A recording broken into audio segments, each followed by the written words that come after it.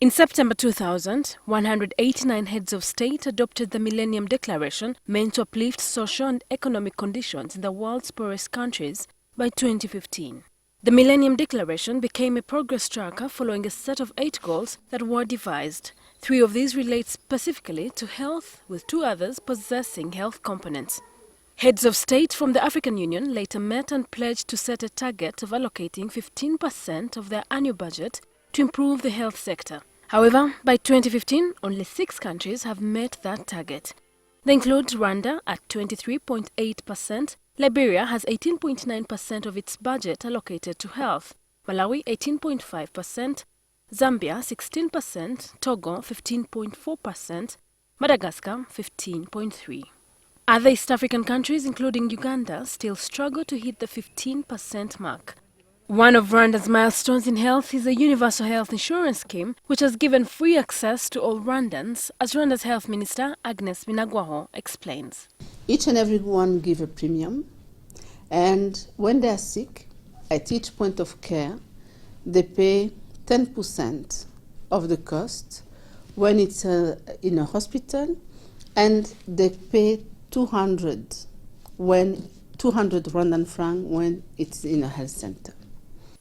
Binagwaho says this arrangement has saved a lot of Rwandans from exorbitant expenditure. There are some people who cannot, some families who cannot pay that premium because they are too vulnerable. Then the government pay for them. Inequalities in access to care have decreased. 25% of the population are under direct government insurance, while 60% of Rwandans pay 3,000 Rwanda francs premium. The other 5% falls under private or public insurance. The question of providing health insurance to the citizenry has often been hindered by the reluctance of cash-strapped governments to give this provision. However, Rwanda seems to have defied this straitjacket mentality. Rwanda spends $55, which is equivalent to 162,250 shillings, on each citizen annually. By comparison, Uganda spends 34,000 shillings on each person on health annually. That is 5 times less than what Rwanda spends.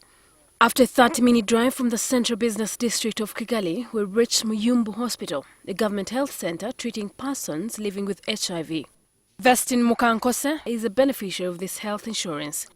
When she came to this hospital about 5 years ago, she had no idea about her status. She was later told she's HIV positive. However, there is a gleam of hope after 2 of her children were born HIV-free. Kuko kuva yatangira gutangwa nta gihe na kimwe nta mwaka washira ntatanze mituweli de sante.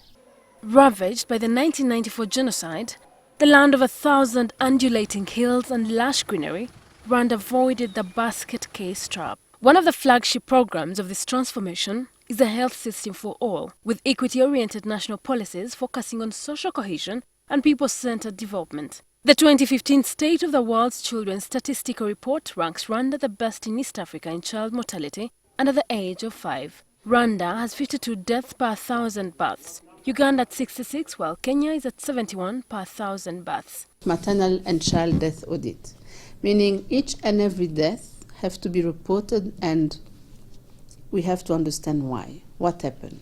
Africa is a continent on the rise, but sadly, diseases too are on the rise. Rwanda has not been spared of lifestyle diseases like cancer. Government has constructed a state-of-the-art Butaro hospital to help locals in the rural backwaters of northern Rwanda. This woman is from neighboring Burundi. She came to seek treatment here because of the hospital's efficiency.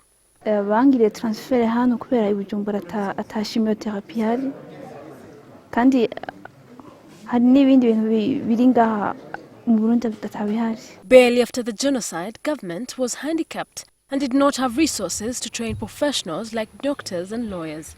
However, with relative peace, which has lasted decades, there is already progress in this field. The National University is double the intake, and there are 3 new universities in pipeline. Sheila Nduhukire, NTV, Kigali, Rwanda. Can I get